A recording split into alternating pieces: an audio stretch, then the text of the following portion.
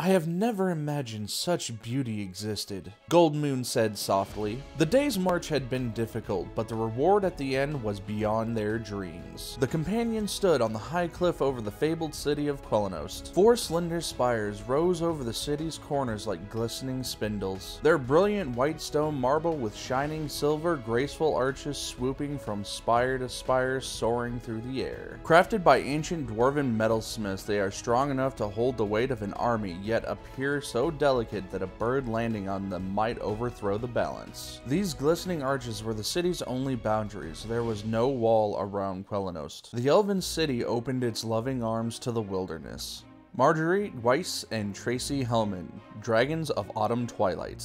Hello adventurers, and thank you for joining me on Weaver's Wonderful World. In this video of D&D Discussions, we'll be going over the elegant and beautiful race of the Elves. They are a people of magic and grace that many believe otherworldly, that they live in this world but are not of it. Places of beauty are where Elves prefer to make their homes, amidst the ancient forests or in towering spires of glistening silver, where fairy light and soft music drift through the air, where fragrances gently waft on the breeze. They are lovers of nature and magic, artistry and music, poetry, and the good things of the world.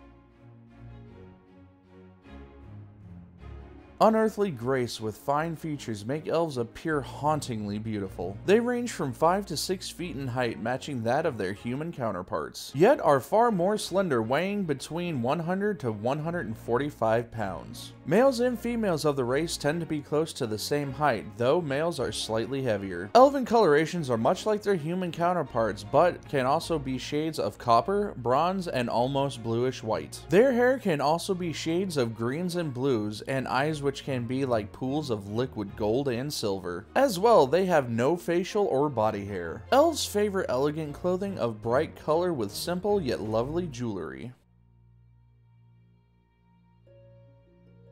Elves are known to live well over 700 years. With such long lifespans, they have a more broad perspective on events that might otherwise trouble the people of races that live much shorter lives. They are more bemused than excitable, and they will be more curious than greedy. Petty happenstances generally unfaze them as they remain cool and distant. That being said, if an elf has a goal in mind, no matter if they're out adventuring or working on learning a new skill, elves become hyper-focused on that goal to a state of relentlessness.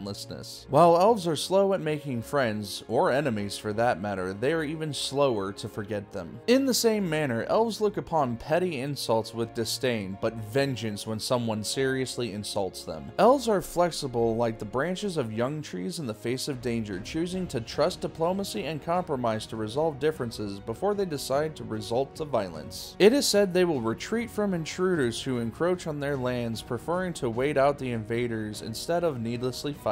However, when the need arises, elves reveal their martial prowess by demonstrating their fierce skills with sword, bow, and strategy. Elves tend to call small woodland villages their homes, choosing to live among the trees. They hunt game, gather food, and grow vegetables, using their innate skills and magic, which allows them to support such activities without the need of clearing and tilling their lands. As well, talented artisans craft finely worked clothes and objects. While not unheard of, their contact with outsiders is limited, with a few elves making their living on trading crafted goods for such things as metal, mainly because they choose not to mine it themselves. Usually, elves who are encountered outside of their realms are commonly traveling minstrels, artists, or sages, though this is not always the case. Such elves generally have their services competed over by human nobles to instruct their children in swordplay or magic.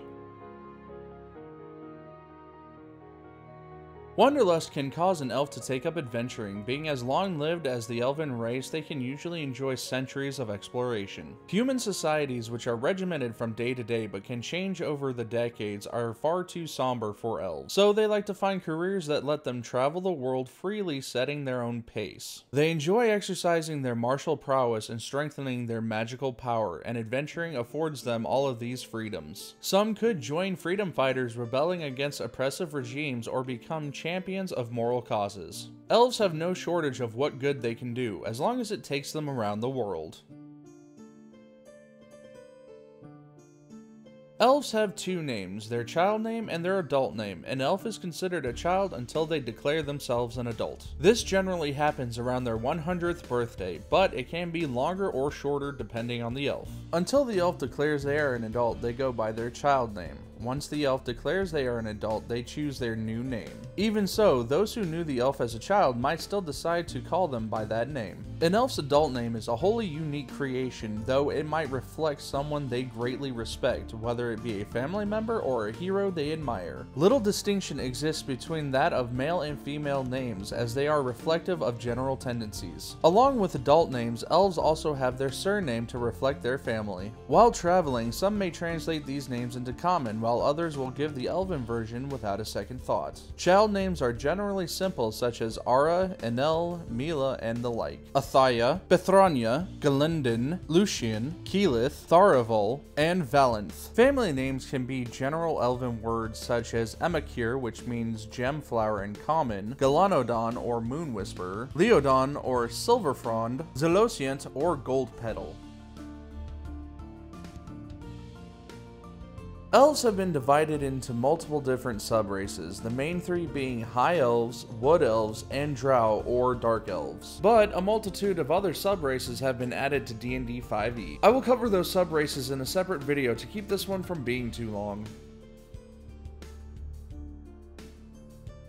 At character creation for the Elven race, the player starts with an increased ability score of +2 dexterity. Elves may seem ageless, but they tend to live upwards of 750 years. As well, they tend to reach adulthood at 100 years of age. An elf's alignment generally leans more towards the good side of the spectrum, as they prefer to protect their freedoms and that of others. As well, they can be more towards the aspect of chaos, as they love freedom, variety, and self-expression. Though this is not the same for the Drow, as their exile to the Underdark has made them vicious, so they tend to be more often than not evil. Now, that being said, Drow can still be good, neutral, or evil, as some lore likes to depict them as having freed themselves from their evil masters. Elven size generally ranges from a bit under 5 feet to a bit over 6 feet tall. With very slender builds, they are considered medium creatures. Like most other races, including that of humans, their speed is 30 feet per round. They have dark vision, as they are accustomed to the twilight forests and night skies. This allows them to see up to 60 feet in dim light as if it were bright.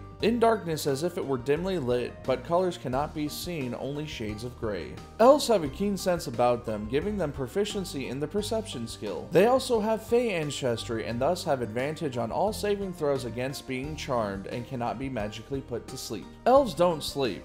It's just a fact. Lucky fuck. Really? Look, this is my show. It's not meant to be for children. I should be allowed to cuss if I dare. Come on, man. You've been doing this for 10 videos now. Can you please give me a break? Instead of sleep, elves fall into a deep meditation. They remain semi-conscious and only need to meditate for 4 hours a day. Elves, while meditating, can dream, though these dreams are more of a mental exercise that have become kind of a reflex. Throughout years of practice, it's a good way to keep their minds sharp without going insane. This meditation gives elves the same benefits as a full 8 hours of rest. Elves, of course, know Elvish. It is a fluid language with subtle intonations and intricate grammar. Their literature is rich and varied. As well, their songs and poems are famous worldwide, so much so that bards often learn Elvish to add those songs to their repertoires. Oh, and elves also know Common, but that's no feat, really. Hey now, why did you censor me? I wasn't gonna cuss. Hello? Dude, this isn't funny anymore. The Elves are a fantastic race with many different subraces for players to choose from. They can have their issues though, such as being subtly racist towards humans, dwarves, and other races who don't meet their standards. But at the same time, they don't let those facts slow them down when interacting with other races, since they can find the good in just about anyone. I've never actually played an elf before, but I will one of these days. I think eventually I'll make an elf wizard just to try my hand at it. But they can fall into just about any other class and be good in it. Well, except for maybe barbarian. It would be weird to see an elegant being rage out and smash everything with huge weapons. Though, it would be an interesting sight to behold. Well, that's the end of this video. Thank you, adventurers, for joining me on Weaver's Wonderful World. As always, I'm your host, Ginsu Weaver. And remember, breakfast is the most important meal of the day. Donuts are the best breakfast food. So eat up, stay healthy, and I'll catch you would-be heroes in the next episode of D&D Discussions.